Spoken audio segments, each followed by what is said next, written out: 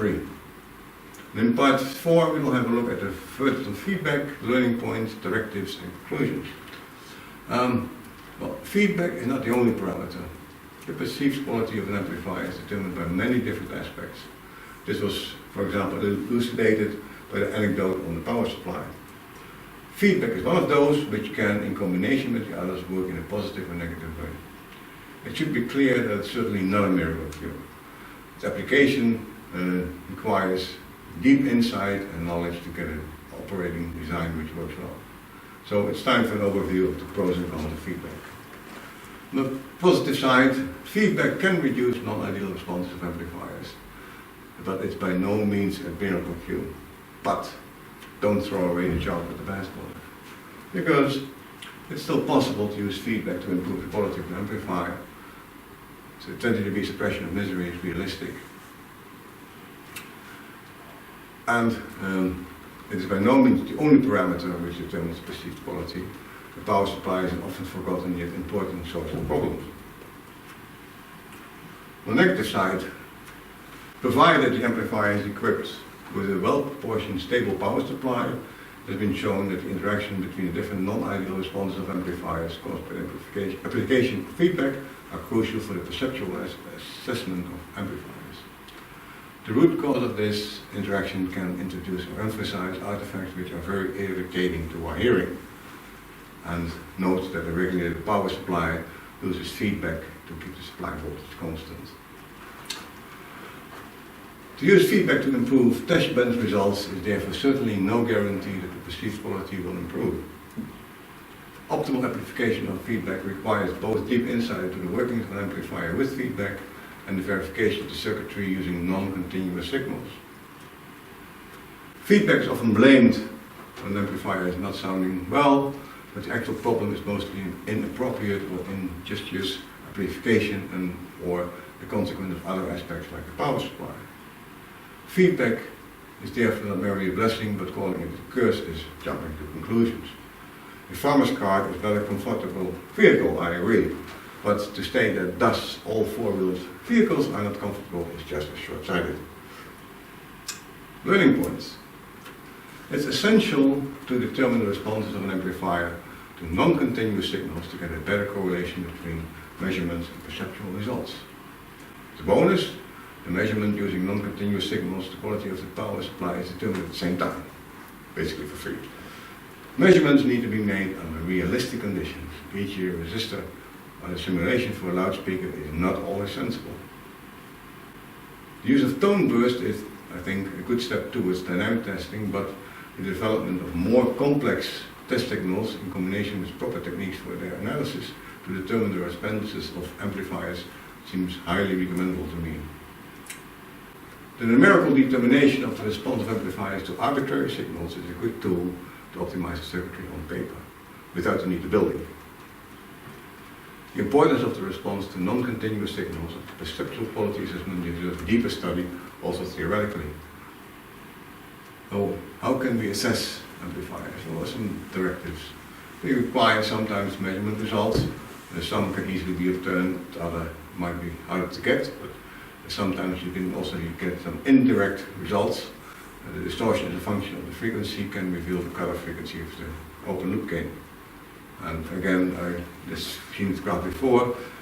The rise of these curves show that the color frequency of the filter must be around here. So, directives. Does the amplifier have regulated power supplies? Is the feedback factor constant?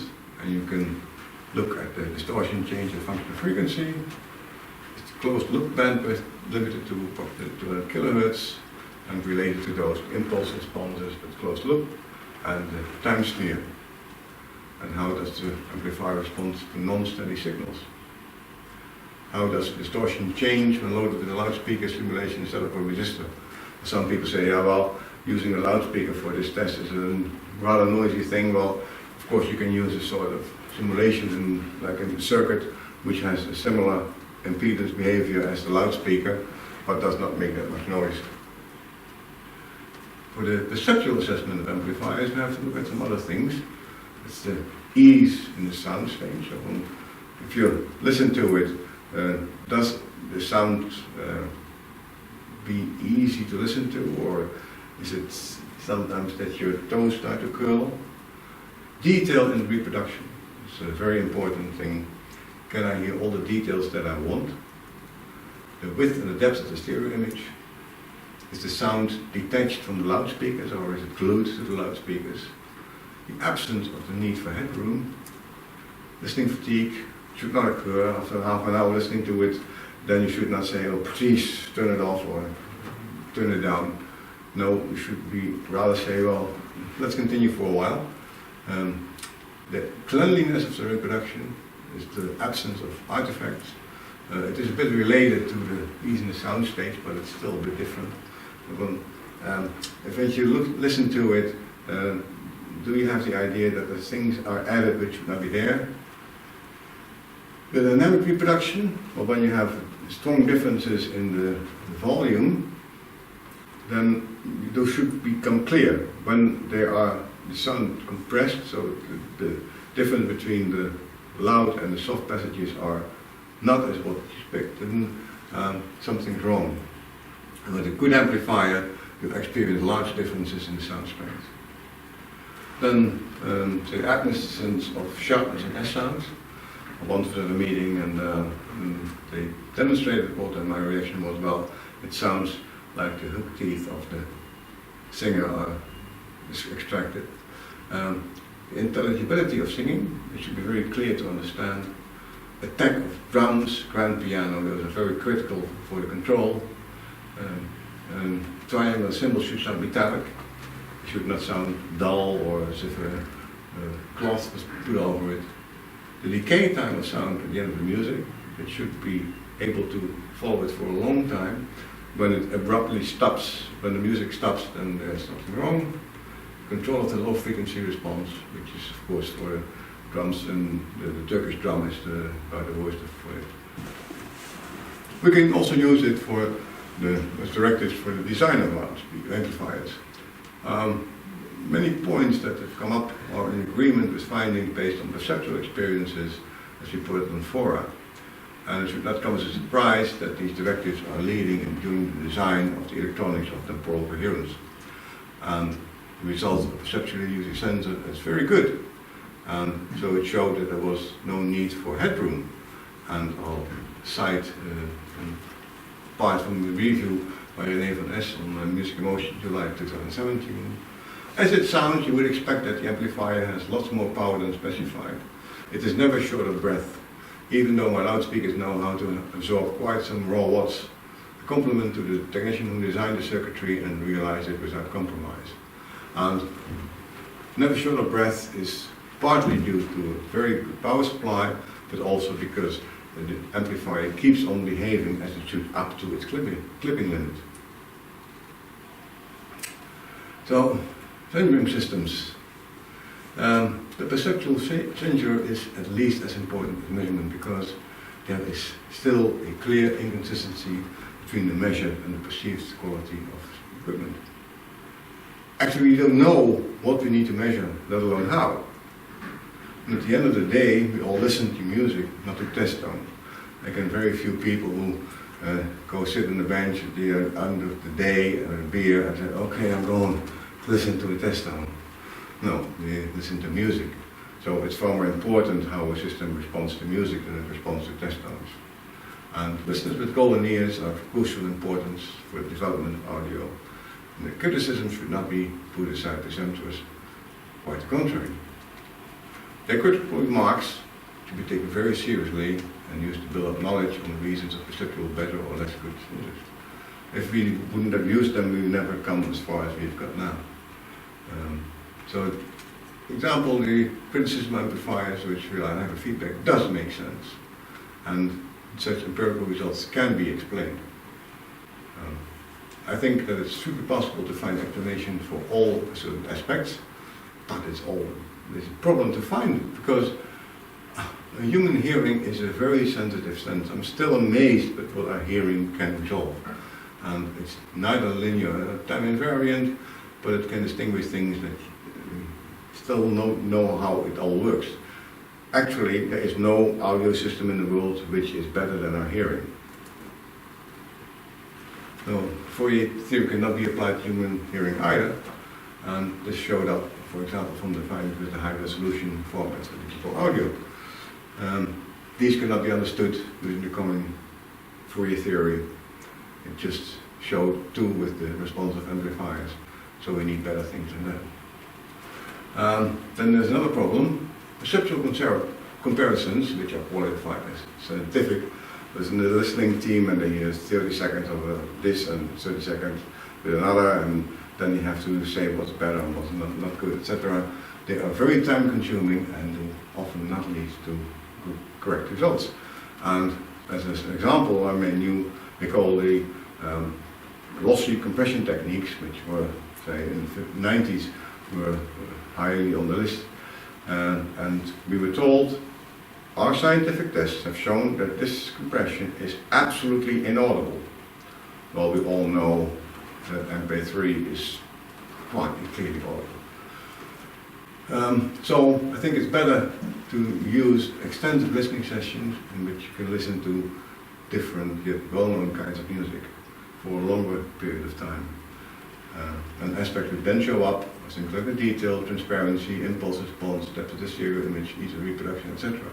And that tells you more than in comparison of a short fragment of music.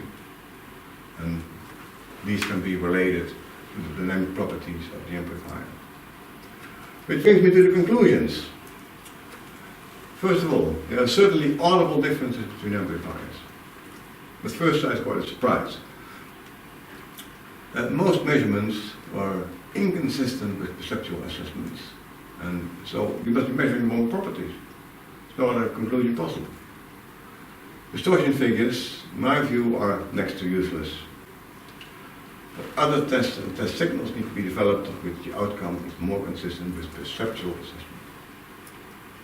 Non-steady signals are needed anyway, and these show at the same time whether the power supply is up to its task or not. Measurements need to be made under realistic conditions, so a complex impedance instead of a resistor as load for the amplifier. The interaction between the load and the amplifier will be inherently different with a complex impedance as load. For example, the resistor cannot push back energy into the amplifier, the complex load can.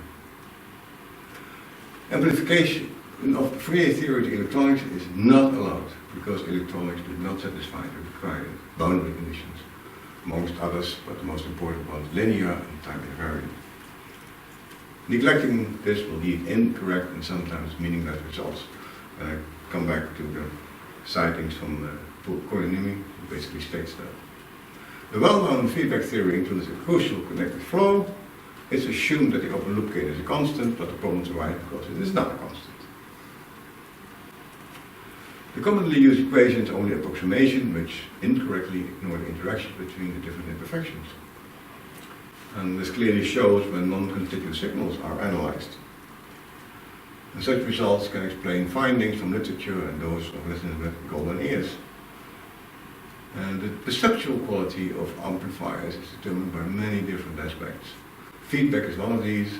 The quality of the power supply is another very important one. There are amplifiers which do not sound good, but blaming feedback for this is jumping to conclusions, which is a capital crime in my job. When problems are not caused by the power supply, the feedback may play a role. The problem is not necessarily caused by feedback itself, but by its uncritical application. And again, I mentioned the example of the disc cutting. Those use feedback, and they know how to do it, so they can improve results. So that was a very well-designed application of feedback. But it requires deep insight into all aspects which together determine the dynamic response of the amplifier. So the optimization of the response for continuous signals, including distortion figures using feedback, unfortunately often results in undesirable and responsive amplifier with music. In this way of designing often amplifiers the perceptual, the disturbing interaction between the non-ideal properties of an amplifier. showed that the response to discontinuous signals is of crucial importance for the reproducing of music. Music is a discontinuous signal, so it's not that illogical. And this has been noted by several different authors. The common analysis are not able to describe the dynamic response correctly. The numerical technique has been developed which does not have such limitations.